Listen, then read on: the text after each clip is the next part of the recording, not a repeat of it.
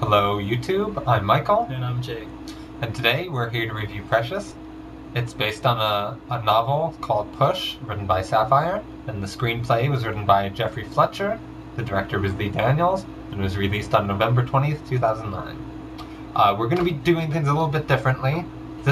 We're going to be putting the non-spoiler review at the front, and then after our review we're going to do a discussion.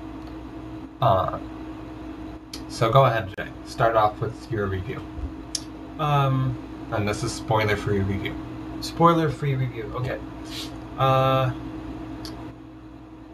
Well, I have to first say about the actresses. There's mostly actresses in this movie.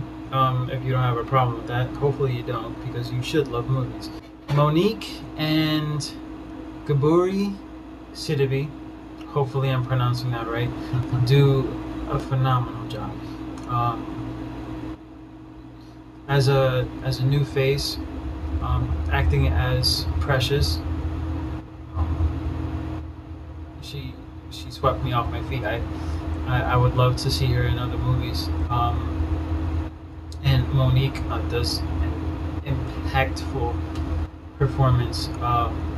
Some people would say that's not even her. And much to my surprise, Mariah Carey plays as a social worker and helps them out.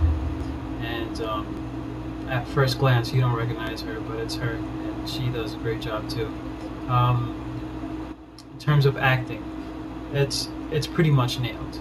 Story, the elements have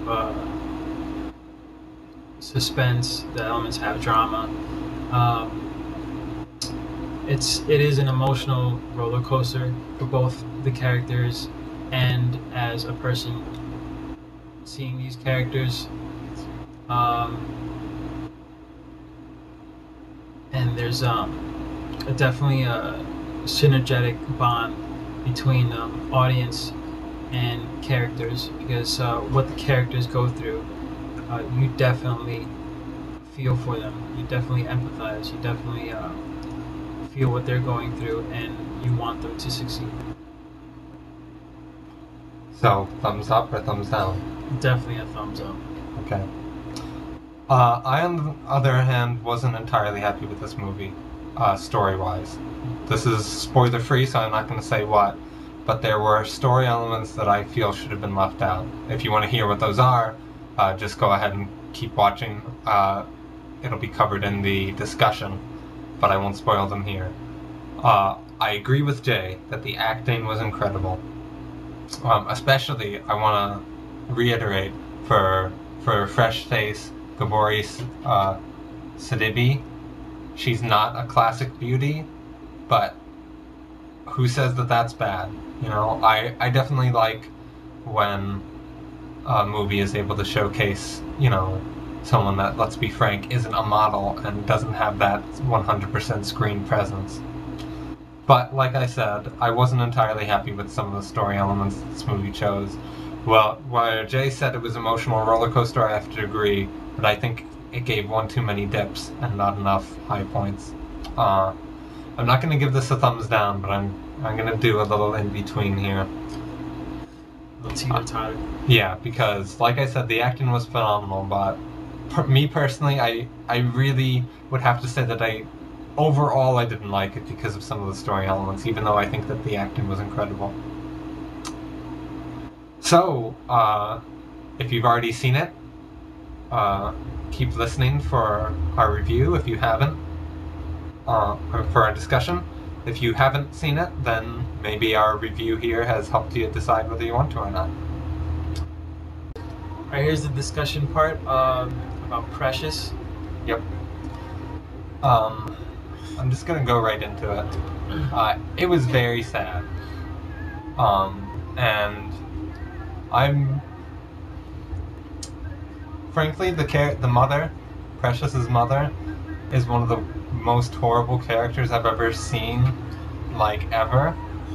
If I knew anyone like that in real life, I think just knowing they exist would make me cry.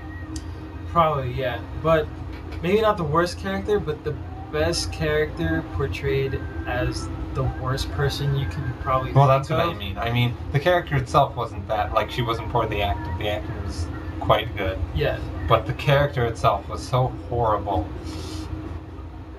Like, right up there with the captain and Pan's Labyrinth. For just that level of such a horrible person that I hope I never meet anyone like that in real life. Just, I mean, there's so many levels of abuse that she bestows on Precious, verbally, mentally, physically, sexually, emotionally. I mean, it's, and the whole process was pretty much torture for Precious. And, but that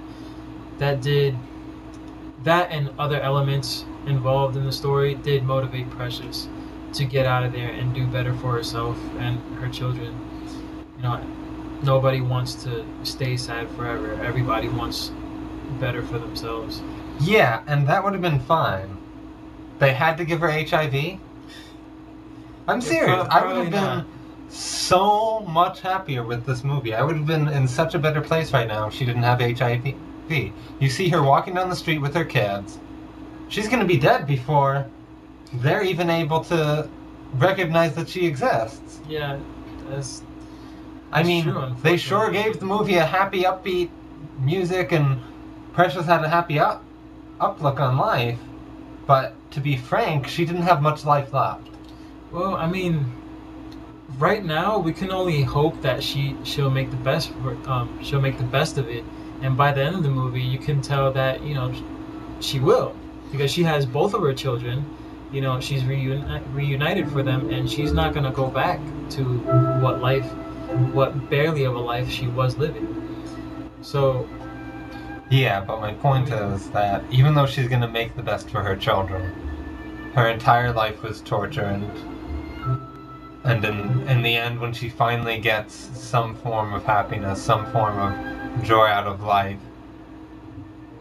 she's given her, her expiration date, if you will. When she's finally happy is when she knows she has HIV and that she's gonna die. Right. Well, but I don't know. Well, let's picture ourselves in that situation, though. If either one of us had HIV, we're not going to spend the rest of our time thinking about, oh, no one's going to know me, oh, yeah, you're right. I don't have this, I don't have that, I don't have anything that I made for myself. So instead of thinking but that's not my point. I know it's not your point. I know it's because of the story element to it. But not, we're used to not having happy endings all the time. Yeah, but this is different. The Serious Man didn't have a happy ending. Yeah. But the way it was presented was in a different light. Like, okay, Precious is trying to make the best of her life and be a good person, and her only reward is HIV. No. Her reward is her kids. Her reward is her kids. And her self-esteem and motivation to do better for herself. I don't know. I don't know why. I don't think this was based on a true story. Was it? I think so. I really don't think it was. Forgive us for not doing proper research on that, but... Well, but that's kind of the point of these reviews, is not doing proper research, so we just have our basic opinions. Okay. But I don't know why the writer chose to have her get HIV. I mean, yeah, it's something that really happens, but at the same point, she had been through so much. Did he really think it was necessary to go that final step? I'm not sure if it's been done before or not. I mean, it probably has been done before, where a character at the end of a story, has HIV, but she still has her self-esteem and her kids, and she moves on. Maybe it's been done before, but I've never seen it done. So this is different. I mean, I have seen a story before where, everything goes to shit, but, I'm still going to get my kids and then live on. But I've never heard I'm going to live on and have my kids and deal with this HIV. You know what I mean? Yeah. So it does have a different hook to it. Whether you would have HIV or not, you gotta make something of yourself. Yeah. I mean, it does suck that the character herself has HIV, but I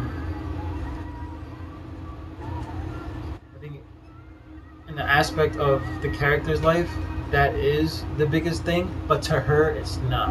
And I think that's more important than anything. Yeah, but I see what you're saying, but I frankly can't get over it. I mean, there are things in the movie that you either have to accept and move on, or they'll ruin the movie for you. And frankly, I think that one little bit ruined the movie for me.